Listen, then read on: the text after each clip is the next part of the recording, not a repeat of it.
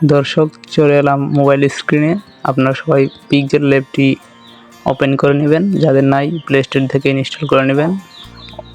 Open করার পরে এইরকম একটি ইন্টারফেস ওপেন হবে। এইখানে আপনারা ব্যাকগ্রাউন্ডে একটা ফটো কালার গ্রেডিং দেখতে পাচ্ছেন, সেটা আপনারা চেঞ্জ করে দেবেন। এখানে আমি এগুলো চেঞ্জ করে দিচ্ছি।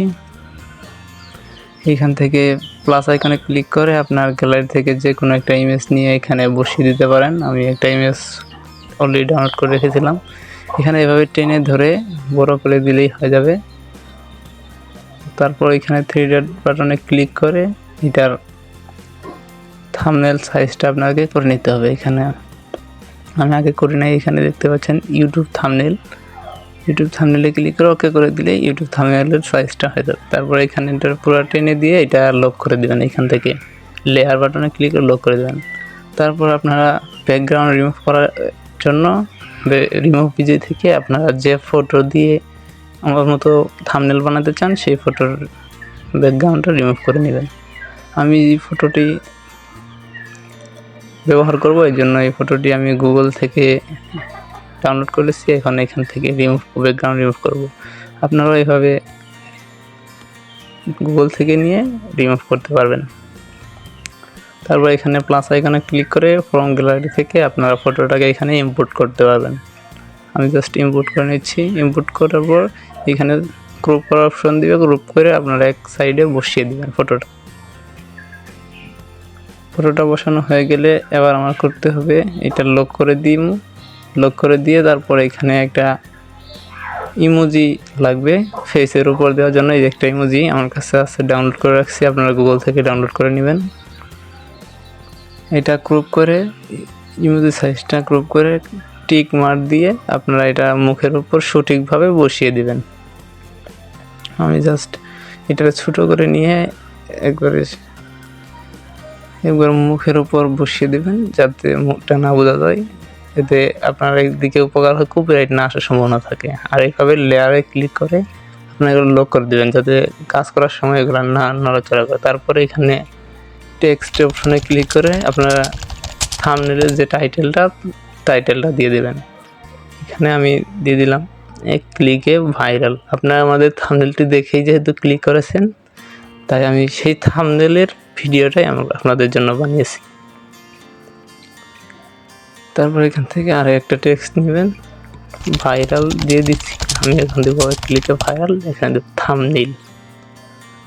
থাম্বনেল দিয়ে দুইটা কালার গ্রেডিং করে সাইজ এখান থেকে দেখতে পাচ্ছেন আমি লাল কালার দিয়ে দিলাম। তারপর এখান থেকে একটা ফন্ট চুজ করে নিলাম।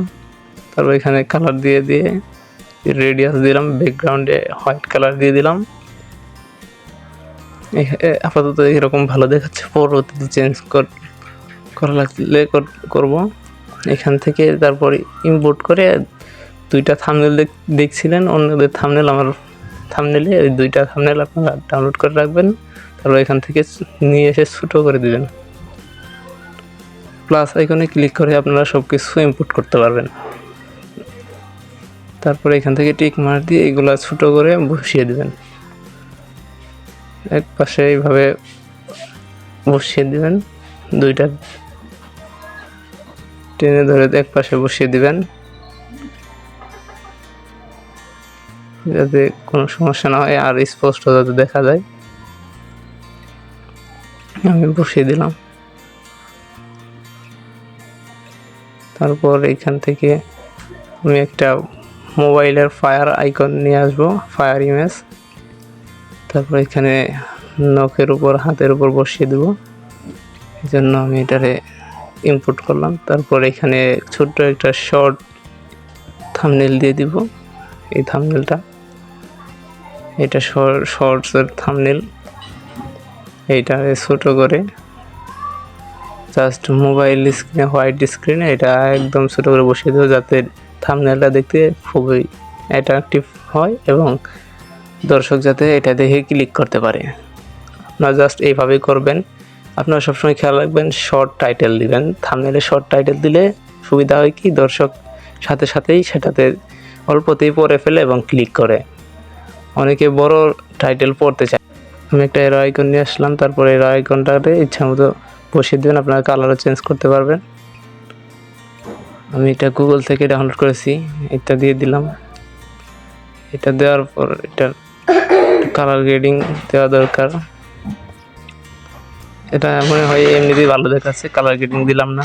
তারপর এখান থেকে এগুলো সব কিছু লক করে দেবেন, নাহলে এটা অন্যটার কাজ করতে গেলে এগুলো সব নড়চড় হয়ে যাবে। এখানে কালার মতো আইকন আছে, এখানে লক করে দেবেন। তারপর আমি যে আমার থাম্বনেলের ব্যাকগ্রাউন্ডটা এটা এরকম ভালো দেখাচ্ছে না, আমি একটু চেঞ্জ করে দিয়ে দিচ্ছি যাতে আরও অ্যাট্রাকটিভ লাগে। আমি এই যে কালারটা দিয়ে দিলাম গ্রেডিয়েন্ট দিয়ে, এটারে ব্যাকগ্রাউন্ডে ডাইরেক্ট কালার না দিয়ে গ্রেডিয়েন্ট দিলাম। তারপর এখান থেকে আপনারা এগুলা টেক্সট স্টাইল, তারপর শেডো এগুলো দিয়ে, আমি একটু শেডো দিয়ে নিই। আপনারা কিন্তু দেখতেই পাচ্ছেন থাম্বনেলটা অনেক ভালো দেখছে। আপনারা এইভাবেই কিন্তু শর্ট টাইটেল দিয়ে থাম্বনেল বানাতে পারবেন। আপনারা চাইলে আমার চেয়ে আরও বেশি সুন্দর করে থাম্বনেল বানাতে পারবেন। আমি যতটুকু পারি আপনারা দেখালাম। তারপর এখান থেকে থ্রি ডট আইকনে ক্লিক করে এক্সপোর্ট ইমেজে ক্লিক করে ইমেজ ফরম্যাট পিএনজি দিয়ে সেভ টু গ্যালারিতে ক্লিক করে দেবেন। তারপর হয়ে যাবে। আশা করি ভিডিওটি ভালো লেগেছে। আপনারা সবাই আমাকে সাপোর্ট দিবেন, নতুন চ্যানেল সবাই সাবস্ক্রাইব দিবেন এবং ভিডিওটি ভালো লাগলে লাইক করুন, কমেন্ট করুন। ধন্যবাদ।